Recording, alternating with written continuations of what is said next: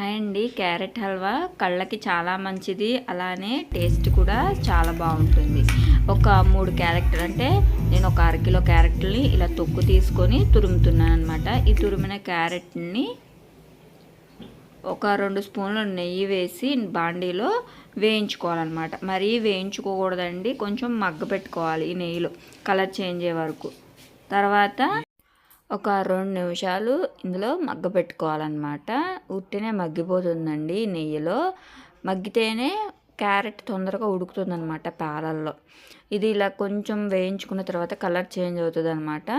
మూత పెట్టి ఒక్క 2 నిమిషాలు ఉంచితే ఇదిగోండి ఇలా కలర్ చేంజ్ అయిన తర్వాత పాలు ఇవి మునిగేంత వరకు పాలు పోసుకుంటే చిక్కని పాలు, కోవా వేయవలసిన అవసరం లేదనమాట. చాలా బాగుంటుంది టేస్ట్ కూడా. ఈ పాలన్నీ క్యారెట్ అబ్జర్వ్ చేసుకుని అంటే ఉడికిపోతున్నాయి అనమాట. పాలన్నీ ఎగిరిపోతాయి క్యారెట్ మగ్గేపాటికి.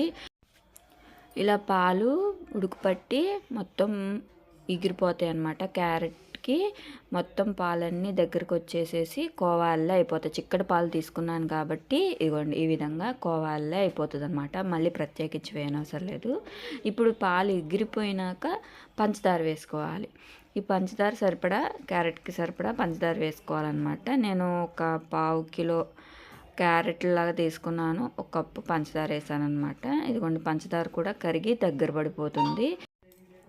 ఇలా దగ్గర పడిపోతే సరిపోతుందండి. ఇందులో మీకు కావాల్సి వస్తే వేయించుకున్న జీడిపప్పు, బాదం, పిస్తా ఇంకా ఇట్లాంటివి చాలా వేసుకోవచ్చు అనమాట.